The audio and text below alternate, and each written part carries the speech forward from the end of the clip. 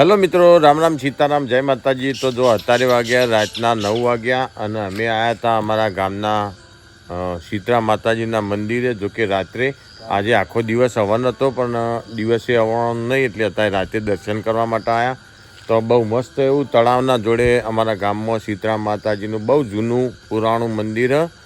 તો આજે જો હવન પણ હતો તો તમને પણ દર્શન કરાવીએ। જો ગામથી દૂર આપણો વડના નીચે તો અત્યારે રાતે અમે પણ દર્શન કરીએ અને તમને પણ કરાવીએ, કારણ કે હવનના દિવસે દર્શન અને એ પણ શીતળા માતાજીનો। જો આ બહુ મસ્ત એવો વડ, ઋષિ વડ આપણે હું તમને દિવસે બતાવું ને એટલે અત્યારે રાતે અમનું, કારણ કે આ જગ્યા એટલી પેલી એવી છે ને વિશાળ, તમે જોઈ શકો છો। લેડો દર્શન કરીએ હજો માતાજીનો। પહેલાં માનો દર્શન કરો।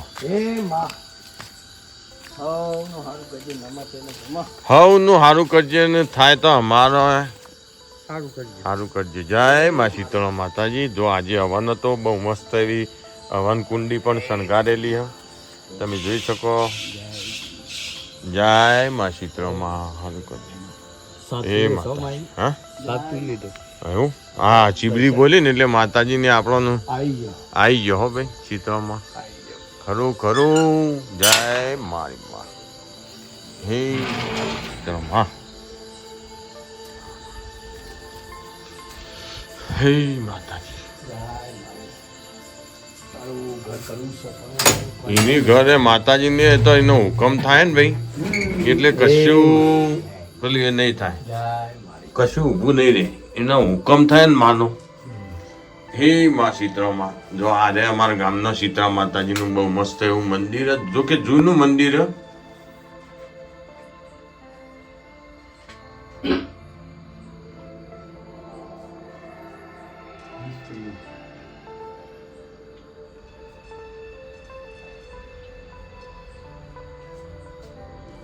દર્શન કરી દો, દર્શન કરી દો ફટાફટ હેડો।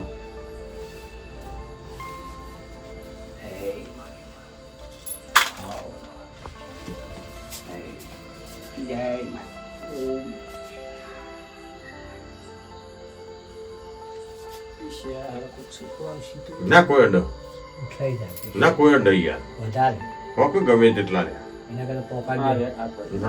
કોણ લઈ લે બોલો।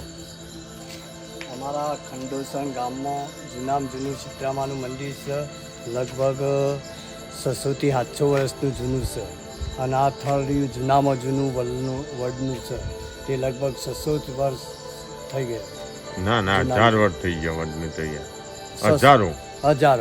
હજારો વર્ષ થઈ ગયો। જો હજારો વર્ષથી આ વડ છે અમારા ગામનો અડીખમ। તમે રાત વખતનો એનો સીન સીને જો। અને આરે અમારા શીતળા માતા તો એ ગોમટોળાની દેવી શીતળા માતા મળી, અને જે મળે એ ફૂલની પોખરી હવન કરીએ છીએ બાળે મેં। બરોબર, જય ગણેશ, બોલો શીતળા માતા કી જય, જય હો જય હો।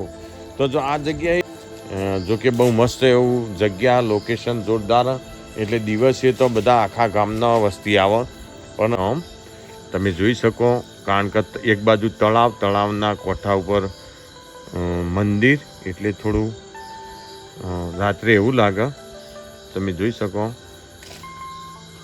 તો જો આ અમારા કુળદેવીનું મંદિર, જે અમે આઠમના દિવસે પલ્લી લઈને આ મંદિરે આવીએ, અમારા કુળદેવીના આ હિંગળાજ માતાજીનું મંદિર છે ને, એ અમે આઠમના દિવસે અમારા પલ્લીઓ હોય ચડું આ વડના નીચે।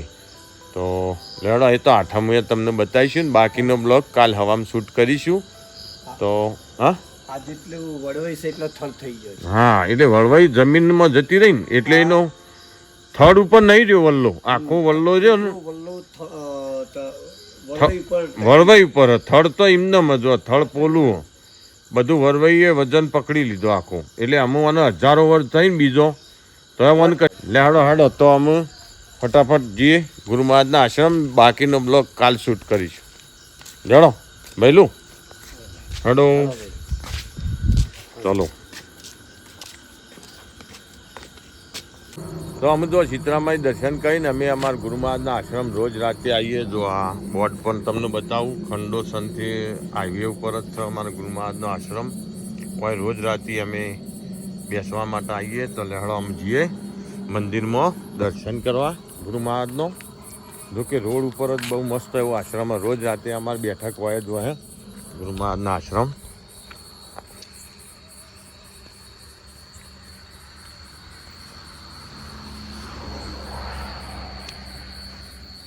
જય ગુરુ મહારાજ, જય ગુરુ મહારાજ. જય ગુરુ મહારાજ,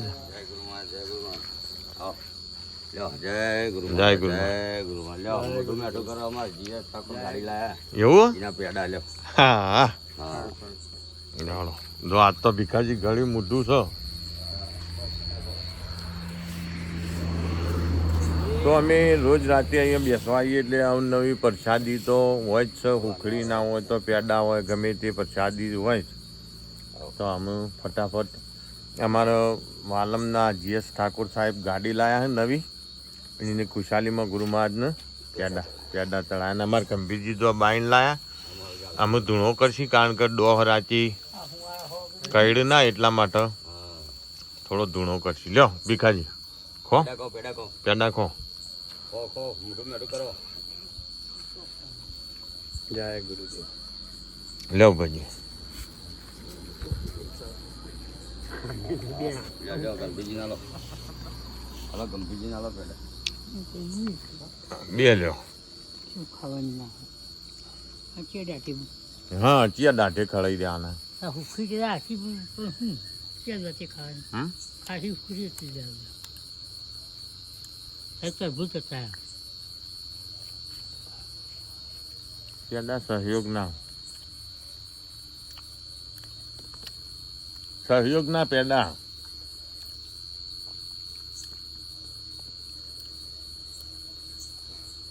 હા સહયોગના પેડા. હમ ખાઓ.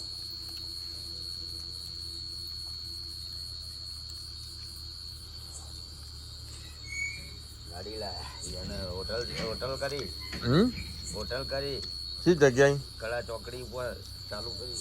નવી હોટલ બનાવી? પડી રહેલી હતી ચાલુ હતી એક ભજની પછી ચબડી નતો કે લઈ લીધી નહીં બેઠી. બરોબર. હા કળા ચોકડી આ બધી દરબારની માર્કેટ નવું ઓહો એ માર્કેટમાં જો હતી હોટલ તે પછી એમાં પેલો બે ધણી હતા જે કોક થોડું આગળ પાછું છે પછી અરે કે તાળીમ કરો સાહેબ ઉભા થઈ જાઓ હું લઈ લઉં તો લઈ લીધી. કાલથી મુહૂર્ત છે ગુરુવાર. દીએ ભેગી થાય તાણ. ભેરા મહારાજનો ધૂણો. હા અખંડ ધૂણો દો બેરા મહારાજનો. હા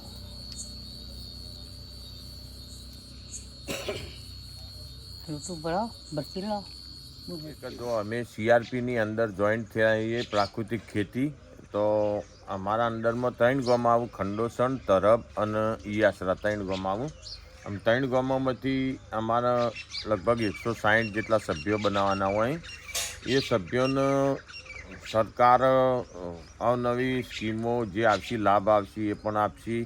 અને બીજું કે આ 3 ગામમાંના જે અમે 160 સભ્યો કરીએ એમને એક દિવસ જમણવાર પણ રાખવામાં આવશે. એ દિવસ એમને બોલાવવામાં પણ આવશે. જોકે હમણાં સરકારશ્રી તરફથી એક એરંડાની 2 ગંગાથી આખું ટ્રેક્ટર ભરીને ખાતર પણ આવ્યું હતું.